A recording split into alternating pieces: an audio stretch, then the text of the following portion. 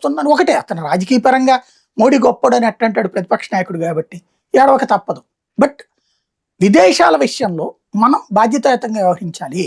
రక్షణ విదేశాంగ విషయంలో మనం మన స్వార్థ ప్రయోజనాలు చూసుకోకూడదు, దేశ ప్రయోజనాలు చూడాలన్నటువంటి ఇంగిత జ్ఞానం లోపించడం ఒక్కటే ఇక్కడ పెద్ద సమస్య, అంతకు మించి మరేం లేదు.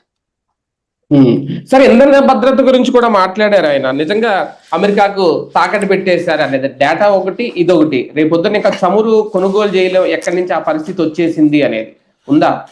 అతని చేతకానితనం, అతని తెలివి తక్కువతనం అదే. ఇరాన్ దగ్గరనే మనం సంవత్సరాలుగా దశాబ్దాల తరబడి కొన్నాం. మన డబ్బులతో ఎదిగినటువంటి ఇరాను మన దేశం విషయంలో కాశ్మీర్కి పాకిస్తాన్కి సహకరించింది. మరి అదే ఇరాన్ దగ్గర వాళ్ళు మనం 11% కొంటున్నాం. అలాగే సౌదీ అరేబియా దగ్గర ఇంతవరకు మనం కొనేవాళ్ళం కాదు, మోడీ వచ్చాక కొంటున్నాడు.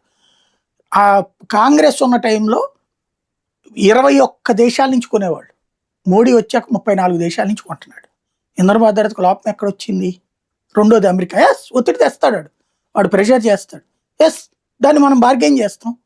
ఇప్పుడు ఈ గొడవలు యుద్ధాలు రాకముందు $110 నుంచి $120 బ్యారెల్ వెళ్ళింది.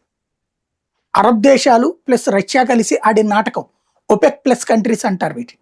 ఆయిల్ ఉత్పత్తి చేసేటటువంటి దేశాలు అరబ్ దేశాలతో పాటుగా ఇతర దేశాలు కలిపి, అయ్యో మాకందరికీ ఈ ఆయిల్ తవ్వడానికి ఖర్చు ఎక్కువైపోతుంది, ఆ ఖర్చును భరించాలంటే మేము ఎక్కువ ఉత్పత్తి చేయలేము, కాబట్టి ఎక్కువ ఉత్పత్తి చేయాలంటే మీరు మాకు ఎక్కువ డబ్బులు ఖర్చు పెట్టాలన్నటువంటి కోణంలో ప్రపంచం మీద ఒత్తిడి తెచ్చారు.